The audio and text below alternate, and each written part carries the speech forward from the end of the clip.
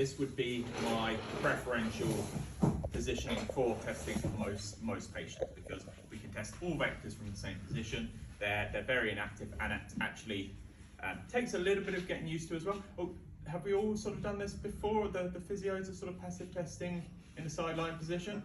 No. No? Okay, so it is a bit of a novelty as well. So, what we're going to do to start with, take our patient's knees, rest them on our thigh, and actually that is the core of this position, that we need to be able to hold the knees and get the movement without our hands. Yeah, and so actually we need to be comfortable doing that, and we can see already how me bringing the knees up towards cranially will create flexion through the spine. Okay, so next element is something we talked about before, how we shore where we are. So what we're going to do, we're going to feel down until we feel the superior border of the sacrum. As we move medially, the first spinous process that we feel above that is going to be, what is it going to be? L5S. Yeah, absolutely. I'm filming. You're filming, okay. Yeah.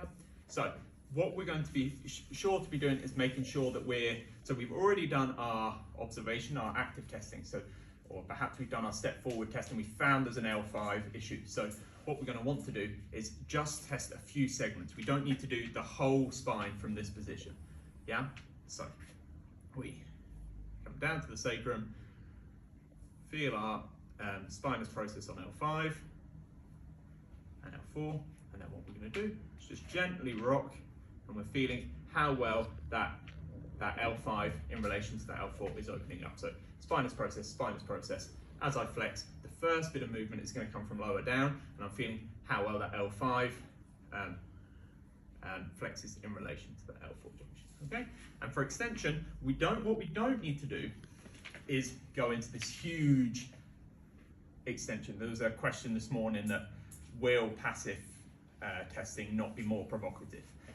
We're looking at the relation between the two vertebrae. So actually the extension between L5 and L4, or L5 and S1, is actually quite small, relatively speaking. So we don't need to do a huge amount of movement. So this is actually, you had a bit of a sore back, didn't you? That was you that was, yeah, so let me know if it is uncomfortable.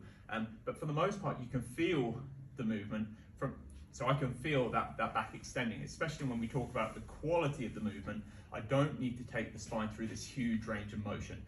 What I would like to see is that we see flexion as an isolated movement, and not coming from flexion into extension, these huge motions. So assess flexion, assess extension. Does that make sense? And of course, we can go all the way up. The higher up we go, the more flexion we need to put in, and the more difficult it gets. Especially people with bendy hips, most of the movement then comes from the hips as we start to push higher. So the more bendy the hips, the less high we can go into the spine. But typically, I'll be able to test up to about T9 from this position.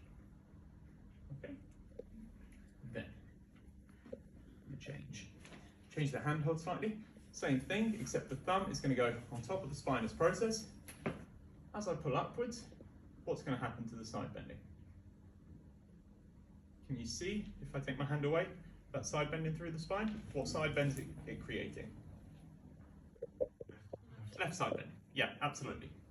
Yeah, so I can test the side bending in that position as well.